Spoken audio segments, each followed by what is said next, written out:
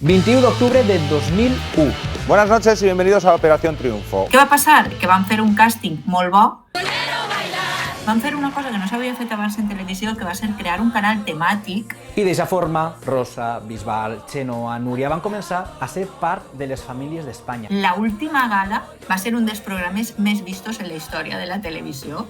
Allò era una locura. Parece que lo hemos soñado. Operación Triunfo va anar cap a baix, ja no era tan novedós, tenim més oferta televisiva. El 2017 torna a OT. Muy buenas noches. Hola, me llamo Amaya. Les persones de 2001 pues, ja s'han fet més majors. L'objectiu és captar al públic jove. Són persones molt digitals. Era un no para de continguts. Del que es tracta és de donar a la gent el que vol. Amaya de...